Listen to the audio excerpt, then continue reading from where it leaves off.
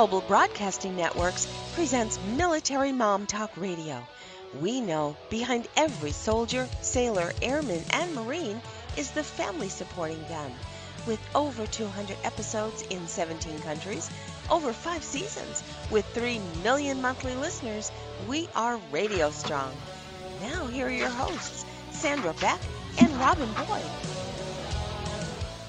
Hey mamas, this is Sandra Beck, and we've got a really great show today because so many of us have issues with money. I have to say, today when I was looking at my $200 electric bill, and I started going, because, we run the heat and we run so much during the cold weather, I started to feel these things and I wanted to avoid it. I wanted to avoid paying the bill, which is funny because I have the money in the account, but all these feelings come up with money. And, I own my own company. I own a technology company and I have to bill my clients. And for months upon months, I lived with the dread of November 1st, October 1st rolling around because I needed to bill my clients. And it was such a funny response I had that I actually went to talk to someone about what was going on with me, because most entrepreneurs would be thankful to bill their clients. And it's not like my clients don't pay and they pay on time, but that whole process of dealing with money was really hard for me. And I know many of you have the same situation. So I'm really excited today. We're going to talk with the author, Bob Wheeler. He wrote a book called The Money Nerve, like nerves in your body, and navigating the emotions of money. And some of the things that his book talks about is it replaces, some belief systems that we have. We can overcome our fears about money, which is why I'm going to talk to Bob today. And one of the reasons that I'm so excited to have him on the show, but how to have a healthy relationship with money, because a lot of my mom friends, the minute the money comes through, it flows through them so fast. They hit the mall, they hit the stores, they hit the internet, and the money's gone before they have even taken possession of it. And these are some of the things that we're going to talk to Bob today about. And Bob, I'm so excited to have you with me today. Well, thank you, Sandra. I am excited to be here. I love this conversation. Well, and I love that you're going to help me demystify our listeners with some of these issues, because I can't be the only one, and my girlfriends can't be the only ones struggling with some of this. You are not alone, and that is what I keep telling people. You're not the only one. I hear that every time I do a workshop. People say, oh my God, I thought I was the only one. I'm so grateful to lift this burden and actually be able to talk about it. Well, and how did you're a CPA. Let's introduce you, for our listeners. So give a little background about who you are and why you're qualified to write this book. And then let's delve into, exactly what goes on with us with money. Absolutely. Well, I am a CPA, and I've been practicing for about 25 years. And I'm also a licensed core energetics practitioner, which is a body-based therapy. And basically, what got me into writing this book was I would sit down with people, we'd do tax planning, we'd work on a budget, I'd help them with their business decisions, and then they would turn around and make a completely illogical decision based on nothing that we discussed. And I realized that until I understood where they were coming from emotionally, I wasn't able to actually give them any practical advice that they would actually take in. And so I coupled that with looking at my own experience of being able to help other people financially, but personally I was self-sabotaging myself. And I knew I was making a lot of money, but I wasn't holding on to any of it. So between my personal journey of where was my self-sabotage and seeing it repeatedly in my clients really inspired me to get people to start talking about their financial issues and letting go of financial shame. Well, and let's talk about the financial shame, because I'm going to share a quick story, Bob, with my girlfriend who's a doctor. And we both are, self-employed and we make fairly good money. But we were talking one time about there was a period of time when the technology changed and my company had an enormous amount of expenses. And she moved from her office in West LA to Beverly Hills. So her rent went through the roof.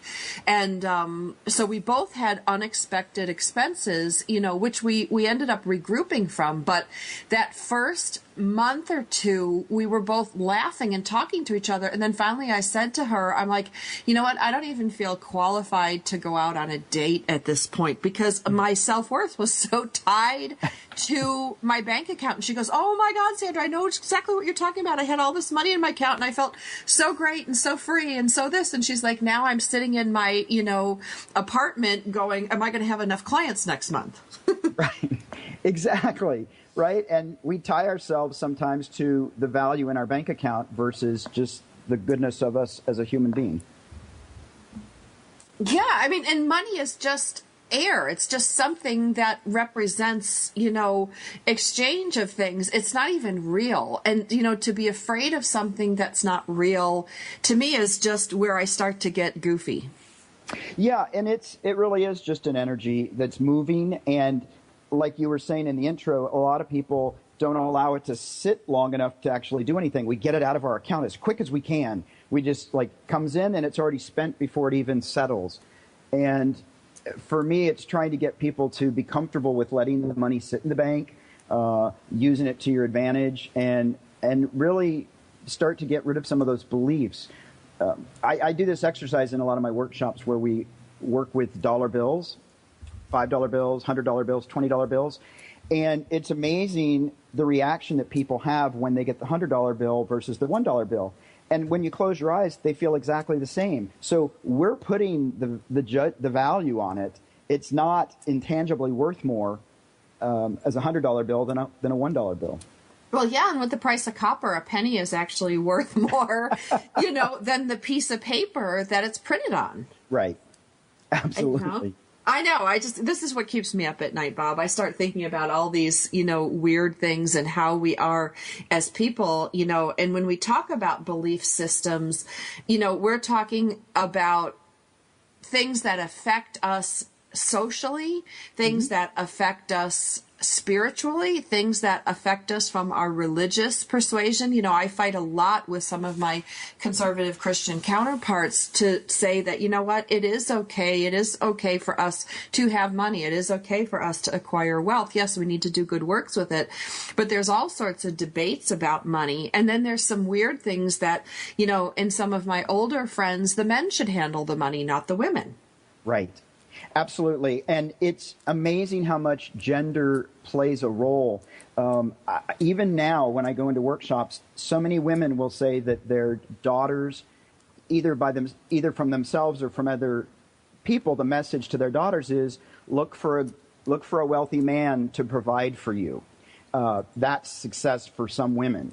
And that's, in this day and age, I tell women, don't wait for your, knight in shining armor. Just go out and create your own world, create your own life. But a lot of older people, and even today, there is a lot about gender. So it's you were talking about not. Oh, you know what, Bob? I'm going to take us to commercial break because we could talk forever on this stuff, and we will. We've got another 45 minutes. So if you are worried about your spending, if you are wondering why you have a weird relationship with money or why you feel uncomfortable asking for things, especially related to money, you're going to want to tune in for the rest of today's show because we're here today with Bob Wheeler, and he wrote a book called The Money Nerve: Navigating the Emotions of Money. And we know as women, we are very emotional. One of the experts we had on recently said women change their emotions completely in a cycle of every 4 hours. So come back after the break. The topic today is navigating the emotions of money. You're not going to want to miss it. It's more ahead. Stay with us on Military Mom Talk Radio.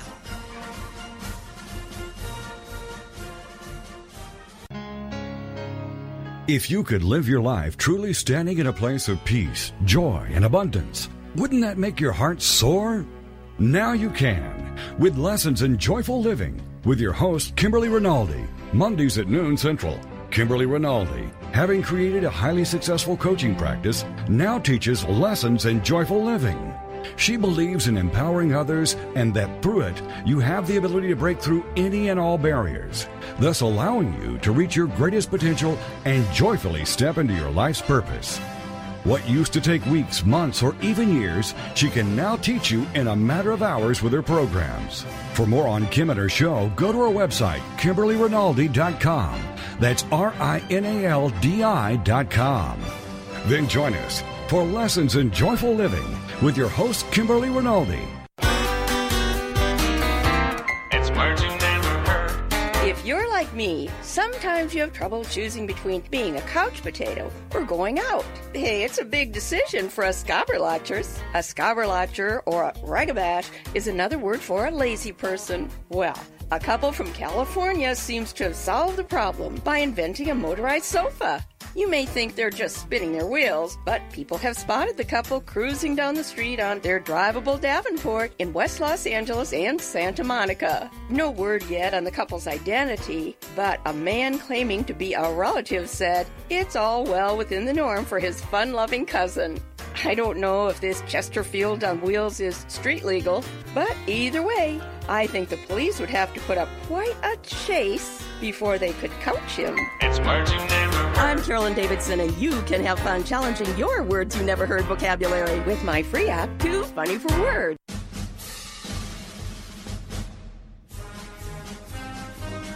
We're back with more great conversation on Military Mom Talk Radio.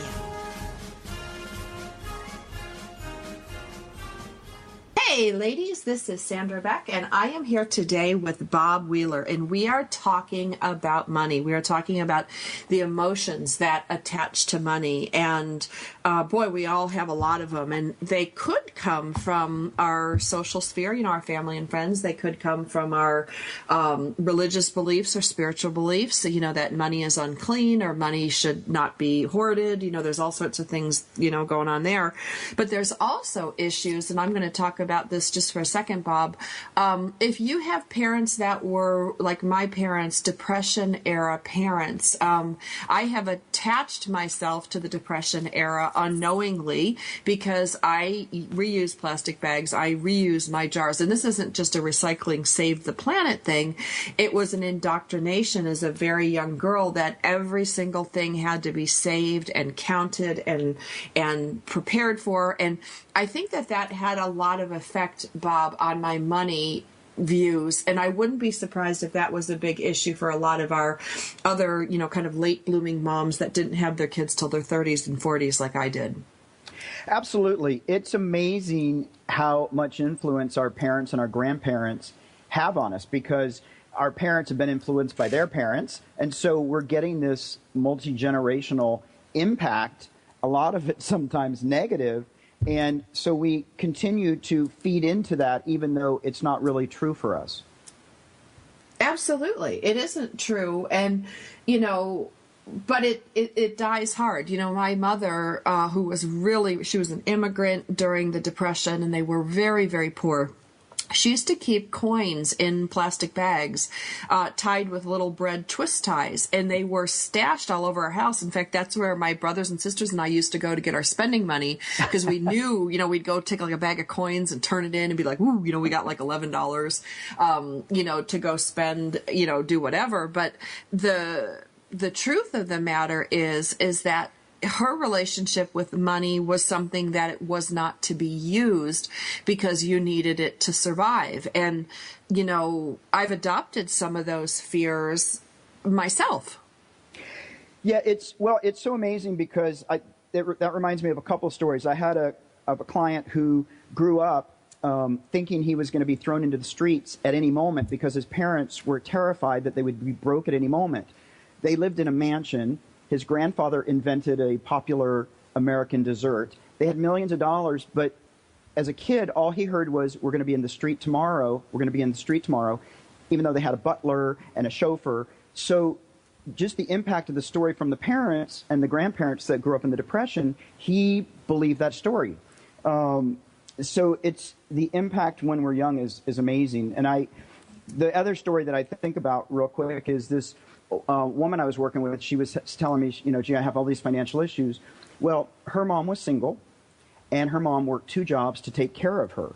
And in her opinion, it wasn't ladylike because all of her friends' moms stayed at home and made lunch and took them and had tea parties. So she made a vow when she was young that she would never be like her mom because her mom wasn't ladylike, instead of recognizing, oh, my mom's trying to provide.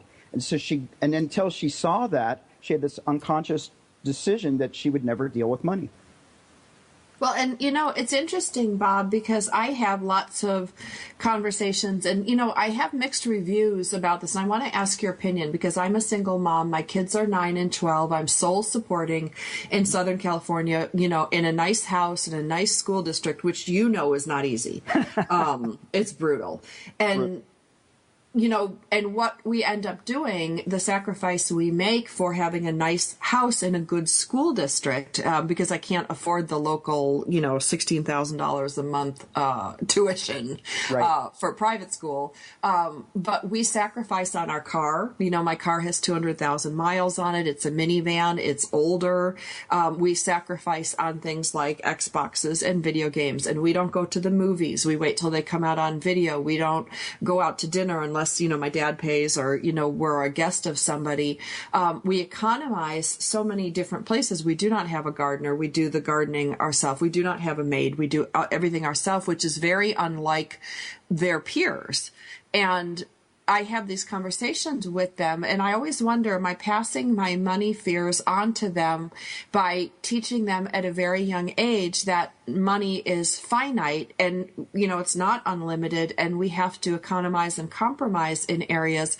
Because a couple of therapists have told me, oh, that's not good to tell the kids. But what do you tell them when somebody's got a Mercedes, a nanny, and a gardener, and you're in the minivan? So I think it's real important to have a broader conversation with the kids. It's important to say that, at the moment, our money isn't as abundant as our friend driving the Mercedes. And so we're making different choices.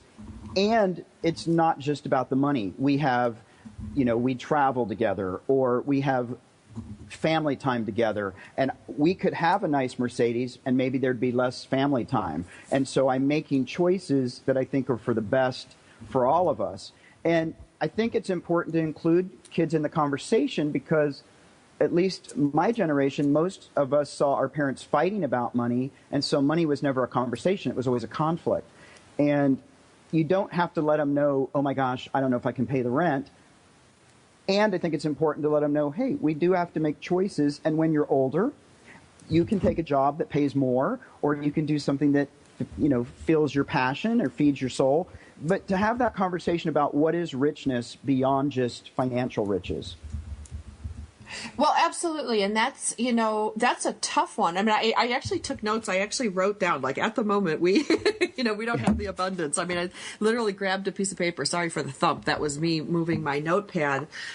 Because having the language, to explain these things to your kids, and I know that a lot of single moms listen to my show, so they're in the same boat as me.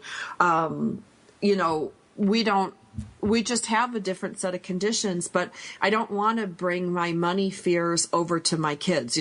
One time we were driving to school and I was out of gas. It was on empty. And I'm like, crap, I don't have any cash. I don't have, I don't use credit cards. I only use my cash card. And I knew I didn't have enough money in there to cover a tank of gas. And so, I said, kids, everybody pull up the seats, look in your backpacks, and we combed the car and we came up with like $11 between bills and change. Right. And that's what I used to buy 2 gallons of gas. This was right after my divorce, and, money was just, there wasn't any. And my company had changed drastically. And so, I made a joke of it. Now I laugh back and go, hey, remember when that happened? Or they'll bring it up like, oh, my mom made us go through the car for change. I'm never going to live that down. Right.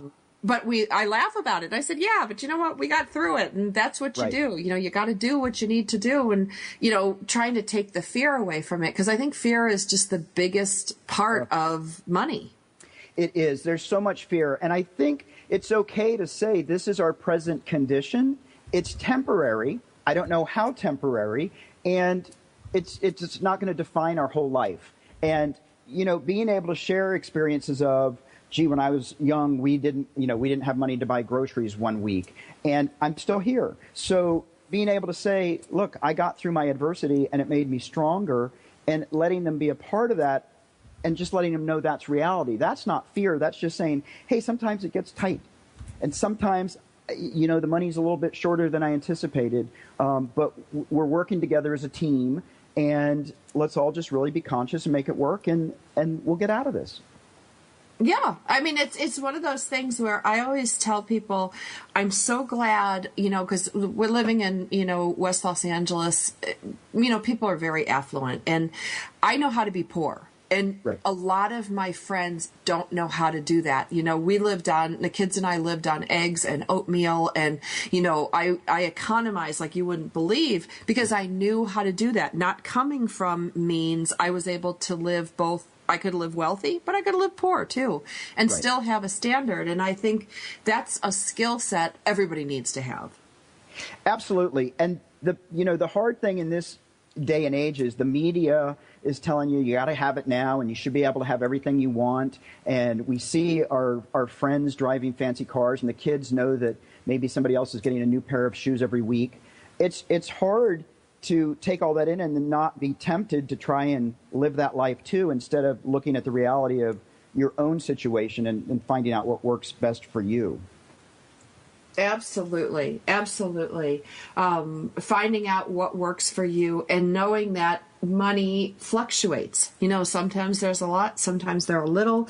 It's just part of the fabric of our lives. I mean, I don't know anybody, I used to have this one client who would be so nasty to me on the phone when I worked in Beverly Hills, and finally his name was Jay. And Jay, I hope if you're listening, you'll remember this.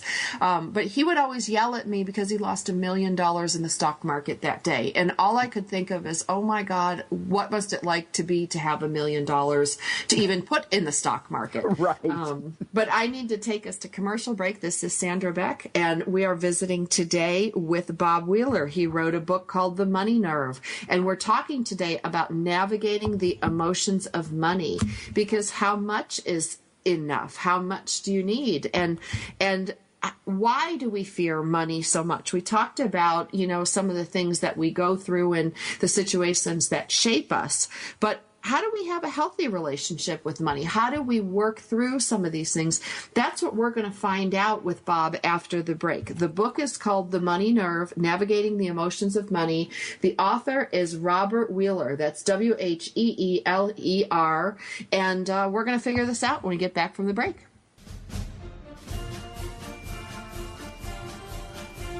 We've got lots more ahead. Stay with us on Military Mom Talk Radio.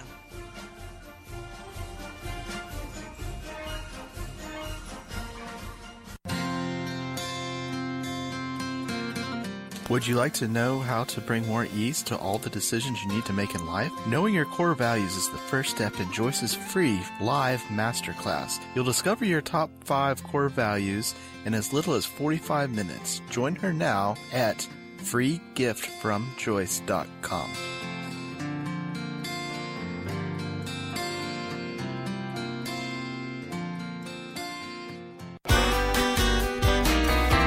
It's words you never heard. It's summertime, and you know what that means. Attack of the mosquitoes. Other names for the mosquito are galley nipper, Katy nipper, gabber napper, and gelly whopper. A quote from the 1906 book The Parsons Boys asserts that galley nippers are so called because at each nip they took a gallon. Mitzi is a deceptively cute shortening of mosquito that might be heard in Ohio. If you're in Virginia and hear someone complaining about cousins, they might have annoying relatives, or they might just be talking about mosquitoes. Why do they call mosquitoes cousins? Because there are so many and they stick so close. But whatever you call them, all this begs the question, why didn't Noah swap those 2 mosquitoes? It's words you never heard. I'm Carolyn Davidson, and you can have fun challenging your words you never heard vocabulary with my free app, Too Funny for Words.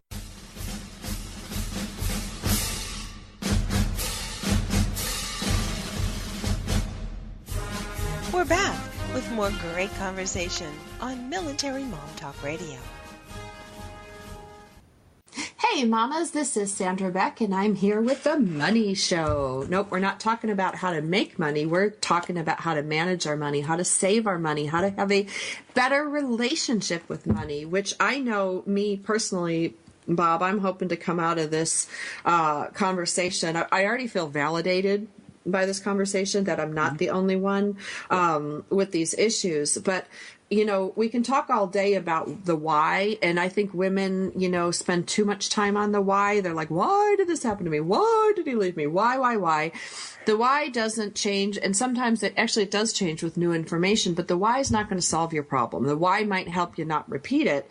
But at the end of the day, we need to get to the action plan to fix what we need to fix so that we can move on starting now.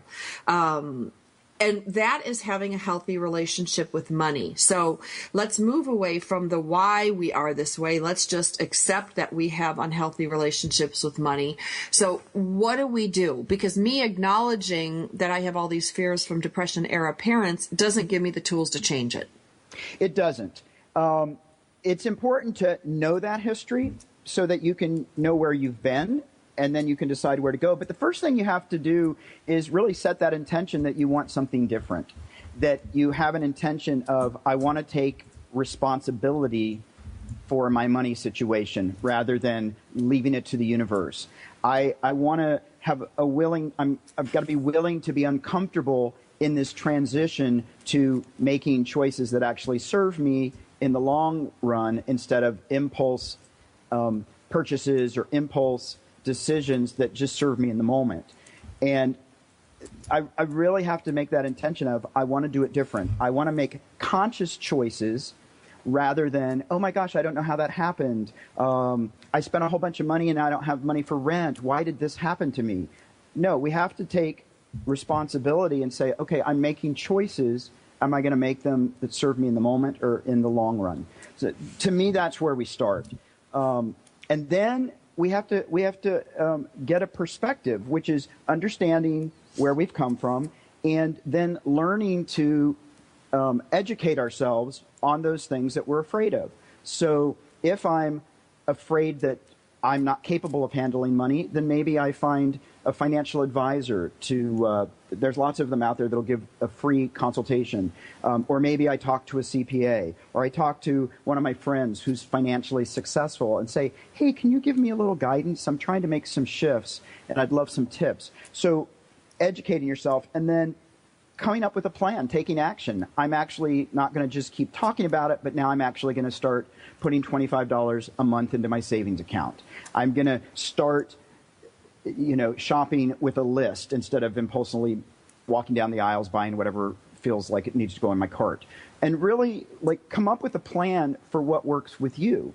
Because a lot of people just want to go, it's the universe. I'm not responsible. Well, and Bob, there's a couple other things. If for me, there was a time in my life where I knew I was being financially irresponsible. I knew it. I was making money hand over fist. It was flowing out like water. And I put some controls in there that right. I couldn't outwit. I did two things, what I want to share with our listeners. One, I took my credit cards and I put a rubber band around them and I stuck them in my drawer. So they didn't come with me to the store. They didn't come with me shopping. They didn't sit near my computer so I could internet shop. I mean, now PayPal is a little bit much because you can just can go really fast right. on that. But I physically took my ability away to overspend. The other thing I did is, I used to call it my money suckers. I put these programs in place with my bank and my paycheck and things like that, where money was automatically pre-taken out so that if it wasn't there, I couldn't spend it. And I set a budget for myself to live on what I had. And I still do that. I still, suck things out so that I don't see them. I mean, I see them when the statements come through, right. but they're not there because it's really tempting. When my kid comes in and says, Mom, I want a PS4. And I'm like, well, you just got an Xbox 2 years ago. And these games are like $50 a pop. I could look in my account and go, well, I have X amount of dollars. I could do it. Or I can look in my account and go, nope, sorry, no money there. Absolutely. I think those are, I actually froze my credit cards. I put them in the ice because I knew it would take me a couple of days for the ice to thaw. But setting boundaries that and setting physical hiccups in place to make you rethink your choice are great ways to go. If for some people like me, I used to be really bad. Somebody would come up and say, hey, sign up for this gym membership. And I would just say, okay. instead of, no, I really shouldn't do that. I didn't know how to say no. And so what I started doing was saying, oh, you know what, I'm not allowed to make any decisions without my wife's permission.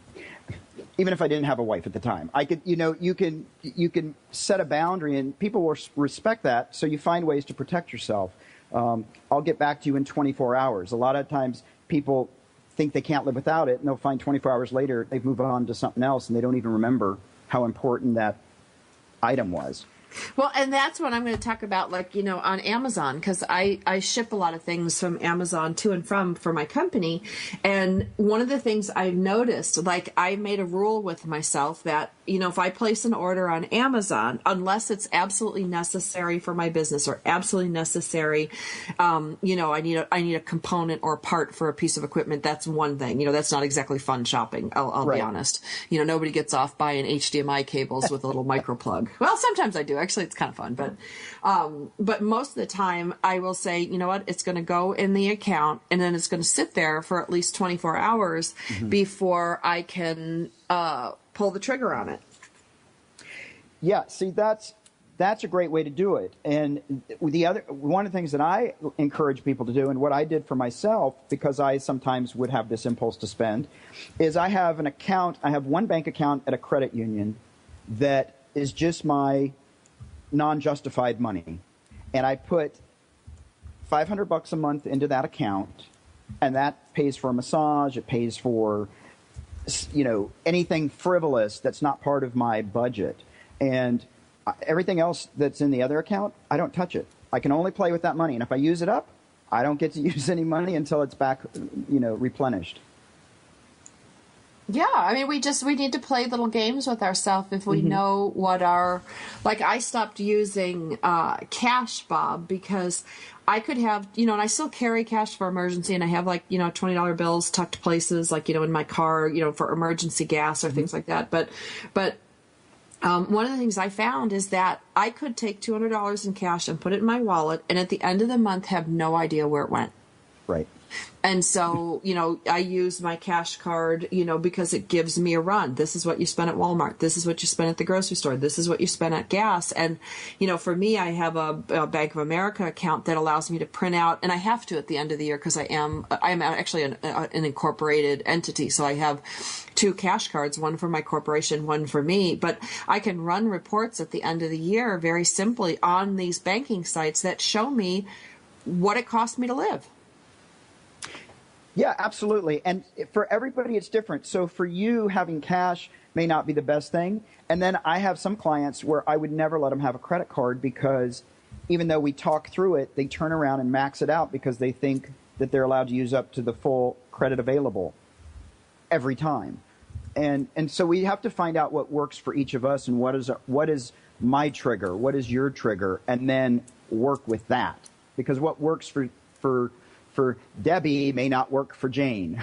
So Right. Well, that's why we talk about some of these things. Be creative. You want to put your credit card in the freezer and freeze it? Go ahead. You want to give it to a friend? I have one of my girlfriends who gave me her credit cards, and she's like, you are not allowed to give these to me unless I can give you a justifiable excuse. And I have the funny way of saying no. I never say no to her. She'll just be like, well, this is what I'm thinking. And I go, See? Because really, unless it has to do with medical, like actual, your kid is sick and you got to buy his medicine, or pay the copayment, most of it's and, but it's a lot of fun. I mean, you can have some fun with this. It doesn't have to be painful. I do want to talk about, and we can do this when we get back from the break. Oh my gosh, the show's almost over. I still got to tell everybody what show this is. You can find us on iTunes. Go to Motherhood Talk Radio. You can go to our station, TogiNet, TogiNet.com, and find us there. And yes, Lisa, the producer, is saying we're on a break because I've been known to end a show earlier because I'm a little off center. But what we want to talk about when we come back from the break is unreasonable fears around money. I know that I have some unreasonable fears about money. I know that friends of mine have unreasonable fears about money. And Bob, do you have a definition for unreasonable? Because I sure do. I'd love to hear your definition. Okay, my definition of unreasonable fears about money are when you have enough money and you're afraid you're going to lose it, and when you don't have enough money, you're afraid you'll never have enough, and either way, you're stuck in that fear cycle. That, to me, is unreasonable fear about money. That sounds good to me. For me, I find that there's so many different fears that I just like to be open to hearing the fears and then trying to work through them. But there are so many fears that are just stories in our head that we need to learn to let go and find something that serves us. See, and I want to talk about that when we come back from the break, because I have so many fears being a single mother that I won't have enough. I've been doing it for 7 years. I never missed a mortgage payment, yet there are nights I can't sleep going like, what if, what if, what if?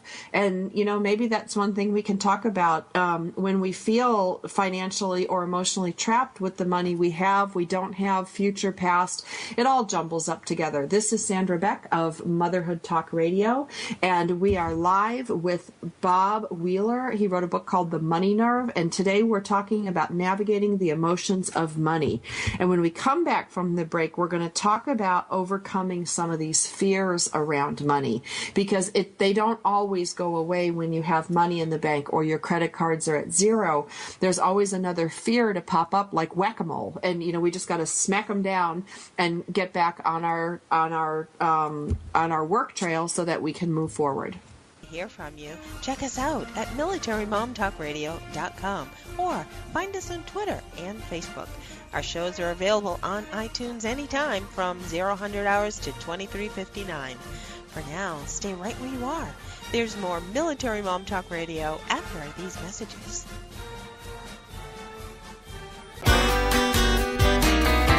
It's words you never heard.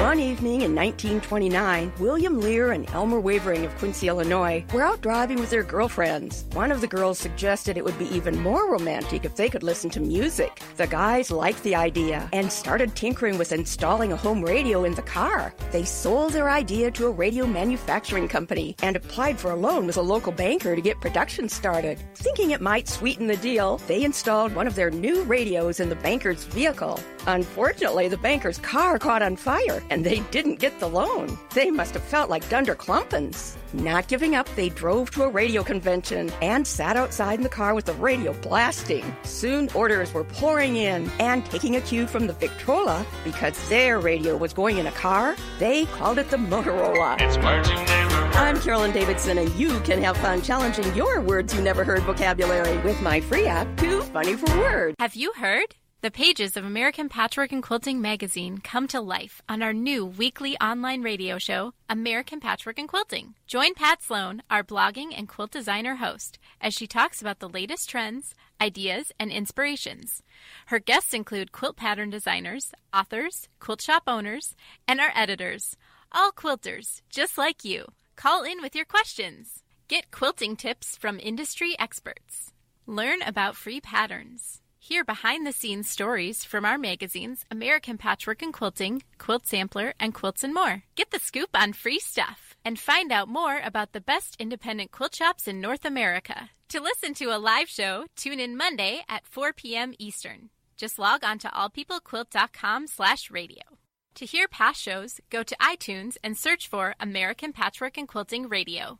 We hope you'll join us because we know that quilting changes everything. We're back with more great conversation on Military Mom Talk Radio. Hey ladies, this is Sandra Beck, and we are talking today with Bob Wheeler, and we are talking about navigating the emotions of money. And before we went to break, Bob, we talked about fears. Like, I have fears. When I have money, I have fear I'm going to lose it. When I don't have money, I have fear I'm never going to have enough. And I have all these weird fears around my bills coming in, whether I can pay them or not, or if I have to do the billing for my company. It actually gives me like an upset stomach, and I usually pop a couple Tums, and then I sit down and I work, with Julia or Marie to do our billing. And they laugh at me. They're like, "Oh, Miss Beck, you're like, do you need some tea? Do you need to lay down?" I'm like, "I think I need an Ativan." But it's really a true fear. Right. Or anxiety or something. I don't know. Right. You could shrink it out. Being a CPA, you've worked more with money issues than I have. We all have these fears or certain things that trigger us. Or I know some people, when they don't have any money, they get really angry and then they try to blame people. So the first thing I tell people to do is really explore what are those fears and emotions that are coming up. Like, where do I get charged? Do I get upset if I go on my bank account every day and see that I only have $100? Then maybe stop doing that. Find different ways to support yourself emotionally. So if you've got these fears that the money's not going to be there every month, then stop and take a look and look at the last 3 months. Oh, wait, the money's been there, and here's the pattern, so that we can start to see the truth of the situation. Because a lot of times we create these stories that are based on fear, and they're not actually happening to us. So a lot of people will say, oh my God, I'm so broke. Well, they might have a house that's got equity. They might have paid off their car. They've got children that are going to school and maintaining good grades. So it's a lot of times it's just these stories we create, and we have to start getting down to what's the actual reality. And one of the ways that we can do that is to once a month sit down with ourselves, or if we have a partner, spouse, husband, wife, sit down with them and say, hey, let's take a look at what we did last month, and let's look at what we want to do this month. Let's look at our short-term goals. Let's look at our long-term goals. Are we putting money aside for that trip we want to take? Really actually taking an active participation with our money, instead of just waiting to see how it all unfolds.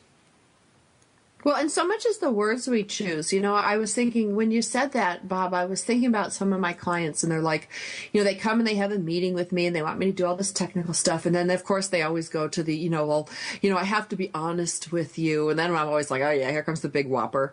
Right. I have to be honest with you. I'm broke. I'm just so broke, and I'm like, if you're broke, what are you doing here? Wasting my time, because you're not broke. And when you parked a, $225,000 car in my driveway with flat tires, how broke really are you?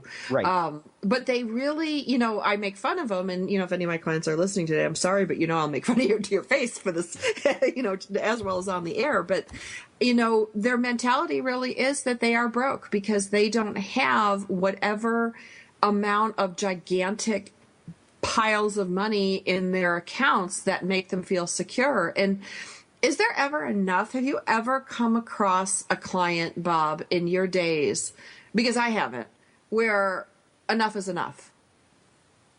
Well, I do have people that feel like that they have abundance, and they'll continue to let it manifest, and they're not obsessed with it. So I do think there can be a place mentally that we can come to a place of, I'm grateful to be alive, I'm breathing, I'm able to put food on my table, and I've got shelter. I think we can get to that place. It doesn't have to mean that we need to have $10 million in the bank to have a fulfilled life. And I think that's where we get into trouble, is our mentality of, like you're saying, these people that say, I'm broke. I talk a lot about languaging in the book, because I think it's really important. You actually said earlier, and I thought it was interesting, you said earlier that you're really good at being poor. And that's real interesting, because I think a lot of people are really good at being broke. And they're afraid, if I let people know that I'm successful or happy, then they're going to try and take me down, or they're going to try and take it from me, or the universe is going to take it away from me. When we get a new car, we always, I got a bonus, but, I didn't really deserve it. We downplay our success and our abundance. And so the languaging is really important. A lot of people say, I want to be rich, but I'm afraid. And I encourage people to say, I want to be rich and I'm afraid. Let them coexist. Stop the negations and really listen to the languaging. It's not that I'm broke. I'm choosing to do different things with my money other than the goals that I set. I'm making notes here because I like that. It's so important that, the words we choose. Like, I don't ever use the word broke because I'm not broke. I own a house. I own a car. I have some investments. Am I cash poor right now, with 2 kids in school and a company to run? Yes, I'm cash poor. But cash poor to me is a lot more tolerant than broke. Right. Absolutely. And again, it's the language that is so important, whether it's with your kids or whether it's with your spouse. I've had women come to me and say, I really want to change my financial picture, but my husband won't support me. He does this and that. And so I suggest to them, well, maybe you could change the languaging. Maybe you go to your spouse and say, honey, I want to do things different. I know I haven't done so well in the past, and I was wondering if you might support me in my new journey of allowing abundance in. And I find when you go in that way, instead of saying, you always keep me down and you always ruin everything for me, but if we come in from a place of, hey, would you help support me, that we engage people to actually help us reach our goals. Well, and you're so much more, you're so good at that. I'm just so obnoxious. I just want to say to people sometimes that come in my office, if what you're wearing today could feed like an Ethiopian family for 10 years, you're not broke. Like you're not poor. You're not, but you can't tell people that. And it's up to people to change their own internal dialogue. We can't do that for them. No, but we can gently remind them. It's funny, I've been hearing this a lot more, of people joking, geez, that sounds like a first world problem to me, right? So, oh my gosh, do I get the Mercedes or the BMW? Oh, wow, that sounds like a really hard decision. It must be difficult, to sort of like lighten up this situation, because some people, they get so attached to how they're viewed. Well, yeah, it's like I've got one client who owes me some money and he hasn't paid me. He's paying me this like, $50, $100 a month. And the guy lives in a $4 million house. His kid has a BMW that's, worth like, 2 years of my house payments. And, right. But he cannot write a check for the full amount that he owes me. And I don't know what, and he does it to everybody. It's not like he just does it to me. It's not personal, because I called a bunch of girls that I know do different work for him. And I'm like, hey, does he pay you? And they're like, yeah, he pays me like $50 or $75 a month off his bill, when he full well could pay the whole thing. What is it about these guys that won't peel dollars out of their wallets? Like in his situation, it probably gives him a sense of control, that he gets to decide how much you're going to get, even though you created the invoice. He's going to let you know what he's going to get to you. Maybe he'll get you the rest later, or maybe he's going to ask for a discount, but he gets to be in control. So a lot of people feel like if they get to decide that money amount, they're calling the shots. I see that a lot. I have a couple clients that they do the same thing. And what we had to do was say, here's the deal. You have to pay half up front, and you have to pay the rest when we file your tax return, or we're not going to file it. Because a lot of people would say, well, I can pay Bob in 3 months. And I would say to people, listen, because in the past I would just trust people to pay, and they wouldn't pay. So what we would say to them is, hey, did you get good service? Absolutely. Did you have any problems with your tax return? Oh, no, it was great. Was there any issues that we need to resolve? No, everything's good. Well, here's the thing. I would love to do it for free, but my employees apparently like to get paid on a regular basis. Right. And in order for me to do that, I need you to actually pay your bill, or I don't think this is going to be a relationship that works for me. Right. And so I don't make them wrong. I just say, here's what's going to work for me. And if that doesn't work for you, that's okay. We probably just need to part ways, because I need to find things that work for me. Love to be of service, and I need it to work for me too. Yeah, because chasing money down doesn't feel good, and I only have two, I've cleared out. It's funny you say this, Bob, because over the last couple of years, I've cleaned out the clients that I got to chase down for payment. And, I only work in affluent communities, so it's not like people don't have the money. But you're right. I appreciate that power struggle thing, because it was really puzzling to me going, I have clients who have so much less than these people, and they pay their bills on time, and they pay them. I'm sure they're not happy to pay them, but right. They pay them. And a lot of times clients will pay them and thank me for my work. And the ones that I have to chase down never say thank you. They never acknowledge, the extra mile. And, I've really cleaned them out, because I think they are a big part of like my billing phobia. Right. Because it's like I see their name on a piece of paper and I'm just like, oh, like I know there's going to be an excuse. There's going to be a this, there's going to be a that. And, I think that examining some of this stuff can help us expose, why we have some of these feelings associated with money.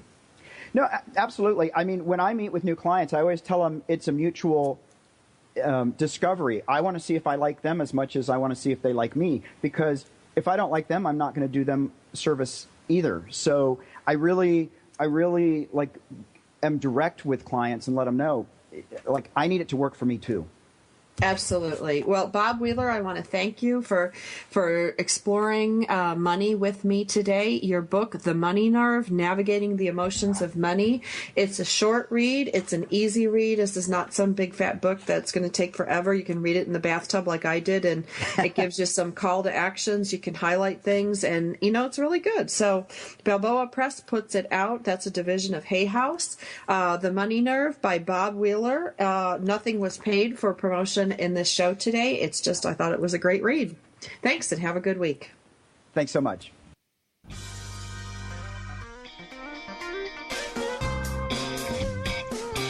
Thanks for tuning in to Military Mom Talk Radio. Want more information? Check us out at militarymomtalkradio.com or find us on iTunes for more than 200 free episodes. Drop us an email or find us on Facebook. We are looking forward to another great discussion. We hope you'll join us on Military Mom